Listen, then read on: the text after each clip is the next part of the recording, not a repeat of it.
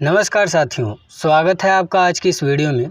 आज की इस वीडियो में हम बात करेंगे प्लाज्मा के बारे में। पिछली वीडियो में हमने देखा था स्टेट्स ऑफ मैटर के बारे में। हमने उसमें देखा था कि मैटर के 3 स्टेट होते हैं, सॉलिड, लिक्विड और गैस। हमने पिछली वीडियो में इन तीनों के बारे में पूरे बेहतरीन तरीके से समझा था, उनकी प्रॉपर्टीज़ के बारे में और भी बहुत सारी चीज़ें समझे थे। अगर आपने वो वीडियो नहीं देखा है तो डिस्क्रिप्शन में लिंक है या ऊपर आपको आई बटन पे लिंक दिख रहा होगा, वहाँ पर जाकर उस वीडियो को देख सकते हैं। चलिए आज की इस वीडियो में बहुत ही इम्पोर्टेंट, ये एग्ज़ाम के लेवल से तो इम्पोर्टेंट नहीं है लेकिन नॉलेज के लिए काफ़ी इम्पोर्टेंट पॉइंट है। तो आइए वीडियो को स्टार्ट करते हैं। मेरा नाम अभय और आप सभी देख रहे हैं लाइट ऑफ साइंस। सबसे पहले हमारे मन में क्वेश्चन आएगा कि भाई प्लाज्मा है क्या। तो एक छोटे से लाइन में मैं कह दूंगा कि प्लाज्मा जो है मैटर का अदर स्टेट है। जैसे कि हमने पिछली वीडियो में 3 स्टेट पढ़े थे, सॉलिड, लिक्विड, गैस। तो प्लाज्मा जो है मैटर का ही एक अदर स्टेट होता है, या तो इसे हम 4th स्टेट ऑफ मैटर कह सकते हैं। मतलब अगर कोई पूछेगा आपसे कि मैटर का 4th स्टेट कौन है तो आप बता सकते हैं प्लाज्मा। अब भाई प्लाज्मा होते क्या हैं और इनका हमारे डेली लाइफ में क्या इम्पोर्टेंस है, और भी बहुत सारे फैक्ट्स को जानेंगे। तो आइए चलिए शुरू करते हैं। सबसे पहली बात, हम इस चीज़ को समझने के लिए, जैसा कि हमने पिछली वीडियो में देखा था, जो आइस होता है, बर्फ़ का टुकड़ा होता है, वे सॉलिड होते हैं। सबसे पहले इस चीज़ को समझने के लिए कि प्लाज्मा क्या होते हैं, हम आपको बेसिक से ले चलते हैं। जैसे आप एक कंटेनर ले लीजिए या तो बीकर ले लीजिए, उसमें कुछ बर्फ़ के टुकड़े डाल लीजिए। जानते हैं आप सभी कि बर्फ़ के जो टुकड़े होते हैं वे सॉलिड होते हैं। जब हम उसको हीट करेंगे, गर्म करेंगे, तो वे जैसे जैसे गर्म होगा तो सॉलिड से लिक्विड में बदलेगा, मीन्स आइस से वाटर बनेगा। और ज़्यादा उसको गर्म करें तो वे क्या हो जाएगा, गैस में बदल जाएगा, यानी वाटर वेपर में बदल जाएगा। लेकिन आपने यहीं तक समझा है कि भाई सॉलिड से लिक्विड में बदलता है, लिक्विड से गैस में बदलता है। क्या होगा जब इसको और ज़्यादा टेम्परेचर पे हीट करें, बहुत ज़्यादा, लगभग 6000, 7000, 8000 डिग्री सेल्सियस के अगर टेम्परेचर पे इसको हम हीट करते हैं तो क्या होगा। बहुत सोचने वाली बात है। एक पल के लिए आप ये सोचिए ज़रा कि क्या हो सकता है। तो कुछ ऐसा होगा जो आप सोच भी नहीं सकते।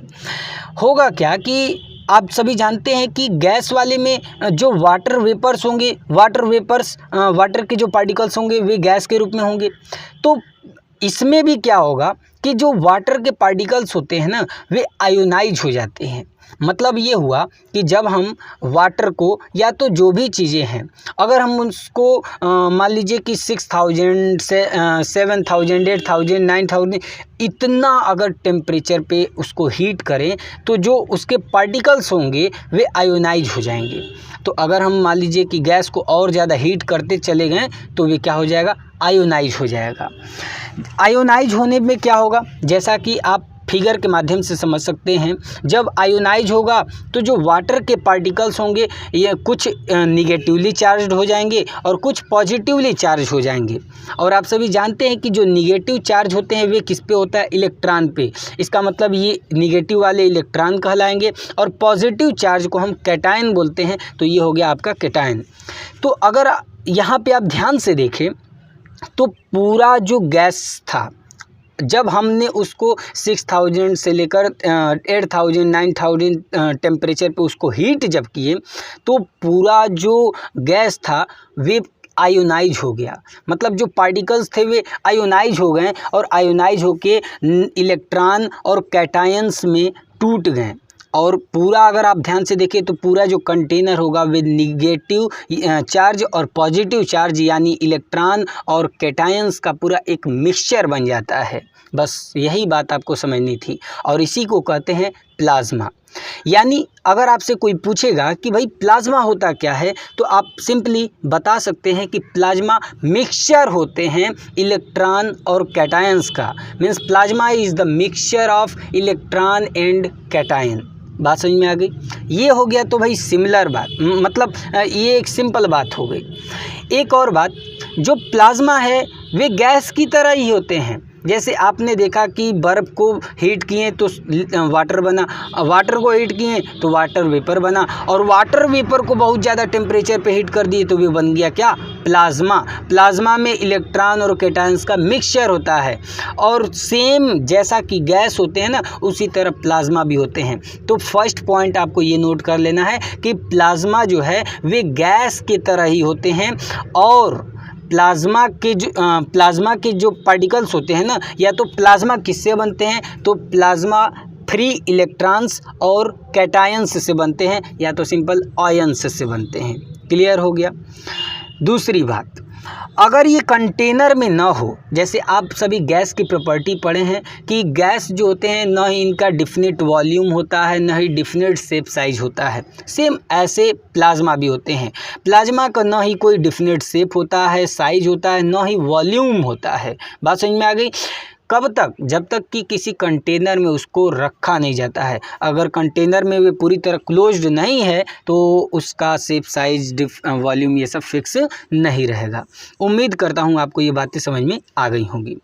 अब एक बात और है, ये काफ़ी इम्पोर्टेंट पॉइंट, अगर आप ध्यान से देखें तो प्लाज्मा किसका किसका मिक्सचर है, इलेक्ट्रॉन्स का, मतलब निगेटिवली चार्ज होते हैं ये, और कैटायंस का जो कि पॉजिटिवली चार्ज होते हैं।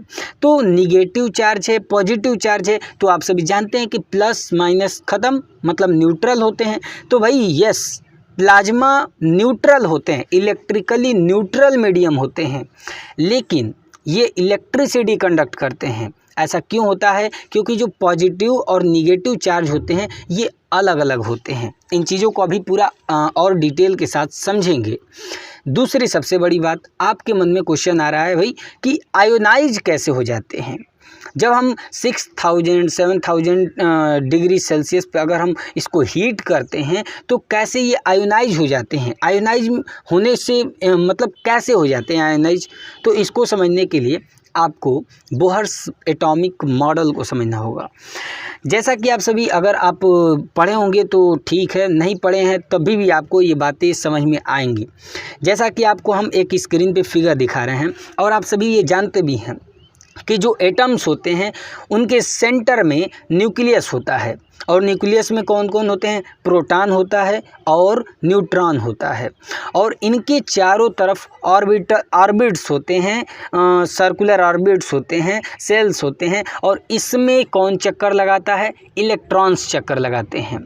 जैसा कि अब थोड़ा सा फिगर में ध्यान से देखिएगा,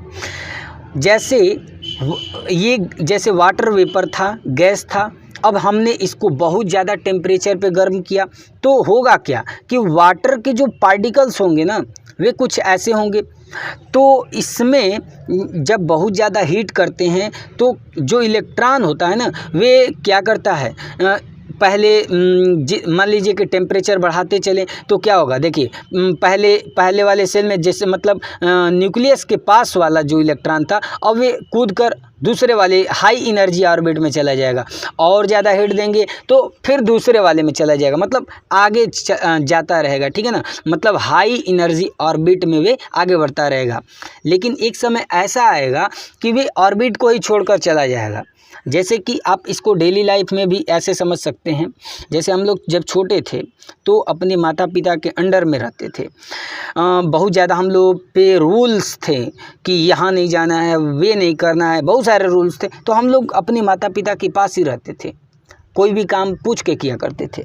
लेकिन जैसे जैसे हम लोग बड़े होते हैं, हम लोग पे पाबंदियाँ धीरे धीरे हम लोगों को महसूस होता है कि ख़त्म होने लगा, तो हम लोग दूर जाने लगते हैं। एक समय तो ऐसा आता है कि हम लोग बहुत दूर चले जाते हैं पैसों के कारण, या तो गर्लफ्रेंड जो भी है इनकी कारण जो है कि हम लोग बहुत दूर चले जाते हैं। तो यहाँ पे माता पिता अकेले हो जाते हैं और हम भी किसी दुनिया में अकेले ही रहते हैं। सेम यही बातें यहाँ पे भी होती है कि जैसे जैसे हम लोग टेम्परेचर बढ़ाते रहते हैं, हीट एनर्जी देते रहते हैं, उसी तरह इलेक्ट्रॉन जो है कि हाई एनर्जी ऑर्बिट में जंप करता रहता है, और एक समय ऐसा आता है कि ऑर्बिट के बाहर चला जाता है, ठीक है, अपनी कक्षा के बाहर चला जाता है। इससे क्या होता है कि इलेक्ट्रॉन अलग हो जाता है, और ये जो पॉजिटिव चार्ज होते हैं मतलब न्यूक्लियस जो होता है कैटायन, ये अलग हो जाता है। यही प्रोसेस अब भाई एक तो पार्टिकल है नहीं, ऐसे बहुत सारे पार्टिकल्स होते हैं, और सारे में इलेक्ट्रॉन और कैटायंस जो है कि अलग अलग हो जाते हैं, और इन्हीं का मिक्सचर कहलाता है क्या, प्लाज्मा। उम्मीद करता हूँ आपको ये बेहतर तरीके से समझ में आ गया होगा। अब आपके मन में ये क्वेश्चन उठेगा कि प्लाज्मा भाई आखिर कहाँ पे हम देख सकते हैं, प्लाज्मा हमें कहाँ मिलेगा भाई? तो सोचने की बात नहीं है, ये पूरी दुनिया ही एक तरह से देखा जाए तो प्लाज्मा से बना है। चलिए समझते हैं। जैसे स्टार्स, जितने भी स्टार्स हैं ना, ये सब प्लाज्मा से ही बने हुए हैं। अब कैसे कह रहा हूँ, चलिए समझते हैं। जैसे कि आप एग्जाम्पल सन से लीजिए। सन भी क्या है भाई? एक स्टार है। और आप सभी जानते हैं कि सन के अंदर होता है न्यूक्लियर फ्यूज़न। न्यूक्लियर फ्यूज़न में क्या होता है कि 4 हाइड्रोजन के एटम्स मिलते हैं और हीलियम बनाते हैं, और यहाँ से बहुत ज़्यादा जो है कि क्या होता है, हीट एनर्जी निकलती है। आप सभी जानते होंगे इस चीज़ को। हैंस बैथ ने ये बातें बताई थी नाभिकीय संलयन के बारे में। चलिए आगे बढ़ते हैं। तो यहाँ पे इतना ज़्यादा हीट निकलता है कि ये प्लाज्मा बनने के लिए जो टेम्परेचर चाहिए वे यहाँ पे मिल जाता है। अब इसके कारण क्या होता है कि वहाँ पे जो एटम्स होते हैं वे, उनके अंदर यही बात होती है कि इलेक्ट्रॉन्स अलग हो जाते हैं और कैटायंस अलग हो जाते हैं। थोड़ा फील कीजिए इस चीज़ को। सूर्य के अंदर चलिए, ठीक है ना, सूर्य के अंदर चलेंगे तो आप सभी जानते हैं कि ये पूरा एक बहुत खतरनाक आग का गोला है, और यहाँ पे क्या होता है कि 4 हाइड्रोजन मिलकर हीलियम का निर्माण करते हैं। न्यूक्लियर फ्यूजन होता है और न्यूक्लियर फ्यूजन के कारण बहुत ज़्यादा जो है कि एनर्जी निकलती है। अब यहाँ पे हुआ क्या, यहाँ पे आप देख रहे हो कि बहुत ज़्यादा टेम्परेचर, मतलब हाई एनर्जी होती है, और ये एनर्जी पर्याप्त होती है, ये टेम्परेचर पर्याप्त होता है प्लाज्मा बनने के लिए, ठीक है ना। और यहाँ पे प्लाज्मा बनता भी है। कैसे बनता है? क्योंकि वहाँ पे जो पार्टिकल्स होंगे, जो एटम्स होंगे, उनमें का जो एटम होगा वे क्या होगा, बहुत ज़्यादा एनर्जी के कारण, हाई हीट एनर्जी के कारण, थर्मल एनर्जी के कारण उसमें से जो इलेक्ट्रॉन है वे दूर चला जाता है और कैटायंस भी अलग हो जाते हैं। और ओवरऑल देखें तो पूरा जो है कि निगेटिव, मतलब कि इलेक्ट्रॉन और कैटायंस का मिक्सचर बन जाता है। बात समझ में आ रही है? और इलेक्ट्रॉन और कैटायंस का मिक्सचर को ही हम प्लाज्मा कहते हैं। तो एक तरह से बोल सकते हैं कि जो सन है वे पूरा प्लाज्मा से ही तो बना है। और खासकर तो भाई आप देखते हो कि कोर पे, जो सन का कोर है, सेंटर है, वहाँ पे बहुत ज़्यादा जो है कि हीट होता है, बहुत ज़्यादा। तो ये पूरा प्लाज्मा स्टेट है, वे उसे हम प्लाज्मा ही कह सकते हैं, ठीक है ना, ये प्लाज्मा होते हैं। अच्छा, ये तो भाई ठीक है, समझ में आ गया कि सन जो है कि ये प्लाज्मा से ही बना हुआ है। और सन क्या है? स्टार है। ऐसे एक स्टार थोड़े नहीं है पूरे यूनिवर्स में। अगर हम पूरे यूनिवर्स की बात करें तो बहुत सारे स्टार्स हैं, कई सारे स्टार्स हैं, करोड़ों। और इतने छोटे छोटे तो स्टार हैं नहीं, सन से भी बड़े बड़े स्टार हैं। अगर एक एग्जांपल सुनिए, जैसे हम अपने आसपास देखें तो हम आपसे कहें कि बताइए कि सबसे ज़्यादा हमारी पृथ्वी पे क्या है, तो आप कहेंगे कि पहले तो आप देखेंगे तो सोचेंगे कि कहेंगे कि सॉलिड्स हैं, बहुत ज़्यादा सॉलिड है। हर जगह आप देख रहे हैं, बुक है, पेन है, बड़े बड़े घर हैं, बिल्डिंग्स हैं, ये सारे। हाँ तो भाई सॉलिड होगा। नहीं, रुकिए, लिक्विड हो सकता है, क्योंकि पूरा समुद्र इतना % जो है कि वाटर है, तो मतलब कि वाटर बहुत ज़्यादा है। हाँ तो मतलब लिक्विड है। नहीं, रुकिए, गैस हो सकता है, क्योंकि पूरा ब्रह्मांड, ये जो एटमॉस्फेयर है पूरा गैस से ही तो भरा है। तरह तरह के गैस है, नाइट्रोजन है, ऑक्सीजन है, हीलियम, हाइड्रोजन है। अच्छा, तो भाई याद रखिएगा, ये तीनों में से कोई नहीं है। सबसे ज़्यादा इस पूरे यूनिवर्स की अगर हम बात करें ना, तो यूनिवर्स में सबसे ज़्यादा स्टार्स हैं। और आप सभी समझ गए कि स्टार्स किससे बने होते हैं? प्लाज्मा से। तो यही बात आपको समझनी है कि प्लाज्मा जो है 99.9% इस यूनिवर्स में है। तो कितना बचा आप सोच लीजिए, उतने में सॉलिड है, लिक्विड है, गैस है। बहुत इंपॉर्टेंट पॉइंट, इसको आपको सोचने पे मजबूर कर देगा।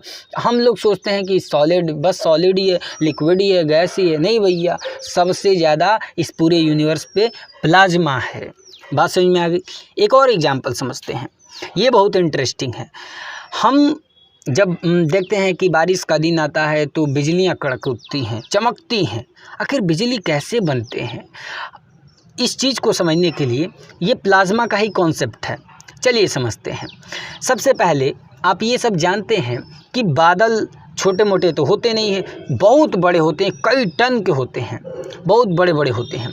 और जब बादल एक दूसरे को क्रॉस करते हैं तो वे आपस में फ्रिक्शन के कारण, रबिंग के कारण चार्ज्ड हो जाते हैं। या तो वे निगेटिवली चार्ज होंगे या तो वे पॉजिटिवली चार्ज होंगे। अब यहाँ पे सबसे बड़ा पॉइंट ये है, चाहे आप पॉजिटिव मान लीजिए कि एक हमने बादल ले लिया, एक क्लाउड को ले लिया, वे पॉजिटिवली चार्ज है, ठीक है। अच्छा, उसके आसपास जो एयर के पार्टिकल्स होंगे, तो भैया पार्टिकल्स है मतलब एटम या मॉलिक्यूल से ही बना होगा, तो उसके जो एटम्स होंगे, अब भाई बादल तो बहुत बड़ा है, या तो ये पॉजिटिवली चार्ज है या निगेटिवली, दोनों के लिए अप्लाइड है।